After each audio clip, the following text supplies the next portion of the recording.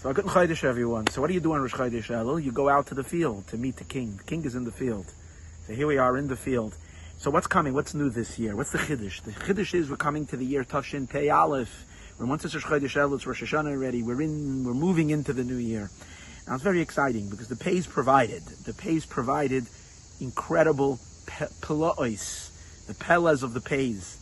But really, number 8 didn't start when we hit Tafshin Pei. It really started Tafshin Ayin Aleph, just like in birthdays. Sometimes I get confused with how old I am because you say your Kapitel Tehillim, are you really that age? You realize, no, I'm a year younger, but I'm going into that year. So the year that you're going into, that's the year you're saying Tehillim, so you're already within that year. So from the year, 2011, corresponding to Tafshin Ayin Aleph, is when we entered into the Pei's. Pei is 10 times number 8. 8 is transcendental light, l'mayla min hateva, miracles. And we see the entire world went bonkers already. From that time is when things started switching. But when did it reach its full potency? When did it really explode? In this last year in Tafshin Pei, because the Pei's peaked.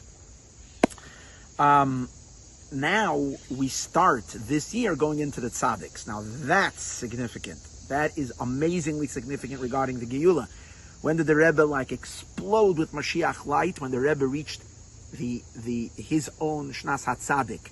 In Tafshin Nun Aleph, the Rebbe is talking about that he's entering that year into Shnas HaTzadik. And what's so great about Shnas HaTzadik? Tzadik is where the name, the Geula is associated. The sign of the Geula is from Tzemach Tzamachti. I will sprout forth a Tzemach, the sprouting of Mashiach Tzedkenu. The previous Geula, the one out of Mitzrayim, was with Pei, from the word Pakoid Pakadati. Now, it's interesting. What's between number 8 and number 9? 8 represents a transcendental light, in a higher than nature light. But the higher than nature isn't necessarily combining and unifying with nature itself.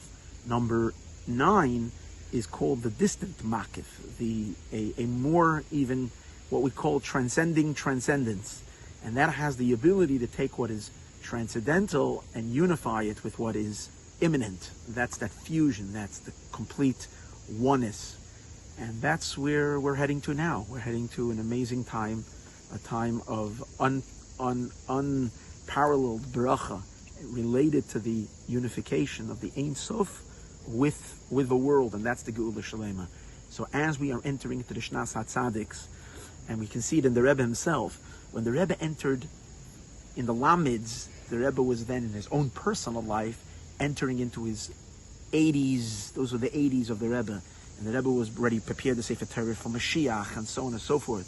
But when the Rebbe hit the 1980s, which was going into his 90s, that's when he started shturiming with Ad Mosai and so on and so forth, and peaked when he actually hit the Tzaddik itself. So that's where the world is at right now. So welcome to the 90s, welcome to the Tzaddik, to the Tzemach Tzamachti. May we merit the full Geula, complete Geula, Shlema, mamish, mamish, mamish now, while the king is still in the field.